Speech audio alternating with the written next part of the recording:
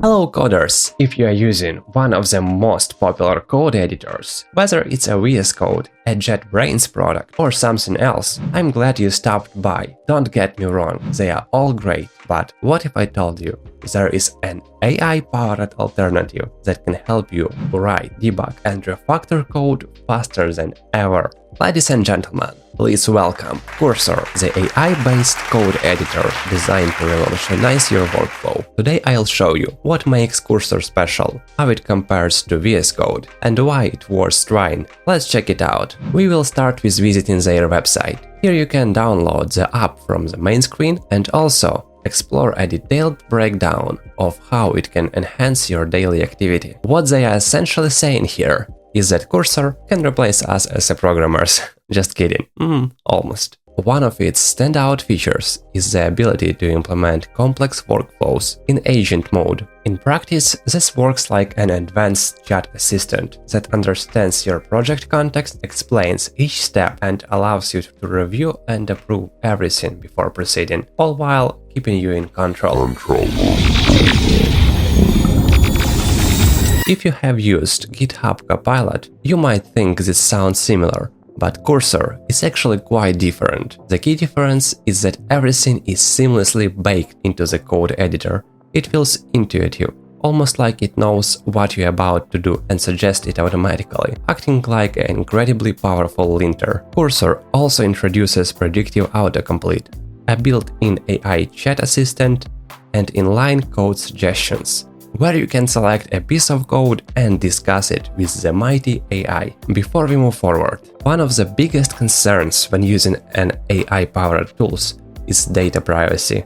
But don't worry, Cursor has it all covered. They follow strict licensing policies, ensuring your data remains private and secure. At this point, if you are still thinking, this sounds just like other AI coding tools, Copilot, etc., stick around, we're just getting started. I assume all of you have already installed it while I was talking. If not, now is the right time to do it. I'll speed it up so you don't think I'm running it on the Intel Pentium.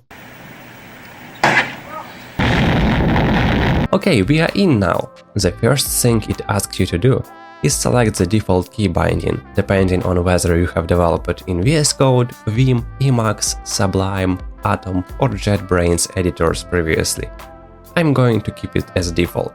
Then the language of AI is set to the default one, English. Next, toggle Codebase Wide. It allows the cursor to index the files and collect data from your codebase to construct better answers for you. Let's keep that checked. And the last option is the ability to open VS Code or Cursor without a GUI, just from the terminal. I would say we don't want that. Let's continue. Now is the best part for the VS Code users. It allows you to bring all extensions from your current VS Code workspace, which is absolutely amazing. Of course I wanna do that. Once everything is installed, it asks us if we want to share the code snippet with Cursor. Since most likely you are working in private codebases, you will want to choose privacy mode. That's what we'll do. Next step is to log into Cursor to access all the AI features. In future, this account may be used to determine your access to different features depending on a pricing plan you are using. And voila, after this step, we are ready to interact. First thing that comes to mind is that it looks quite similar to VS Code. Actually, exactly like it. Let's open a random project and see what it can do. It's one of my previous Django caching videos.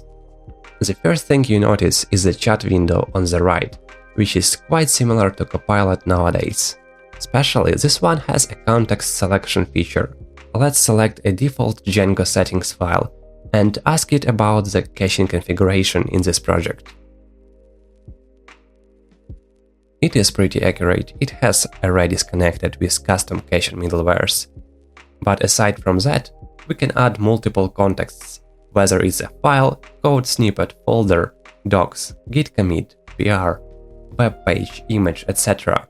Looks like almost everything.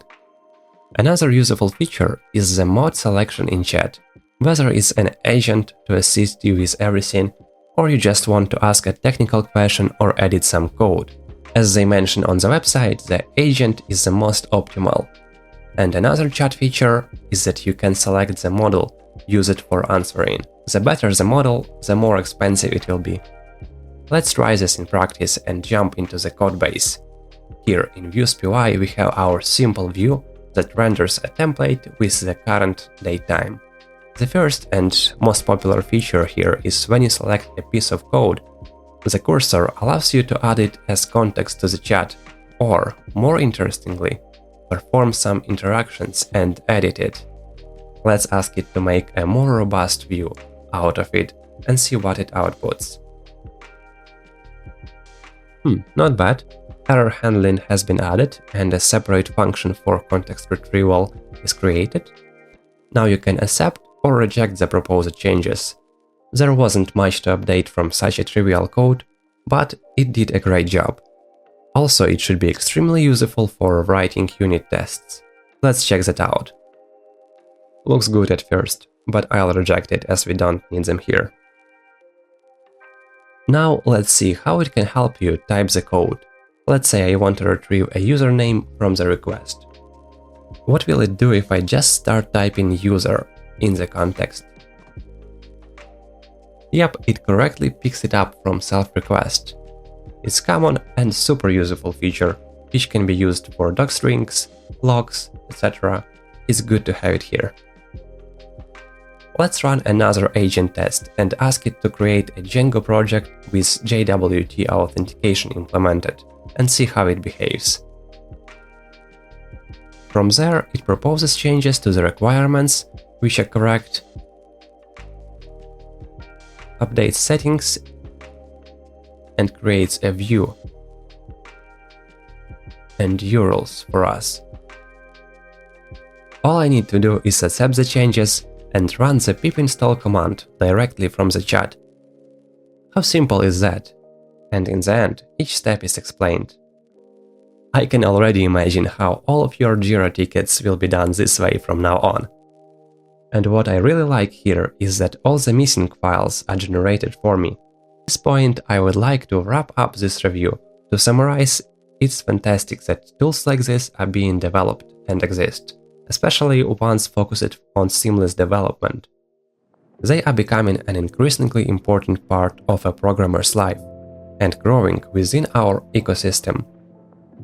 This product is definitely worth trying. It makes life easier and helps streamline your daily routine. We'll see how it competes with Copilot, which is also making a huge impact in the AI-powered code editor space. Looking forward to seeing your comments on this one. Thanks for watching. Control.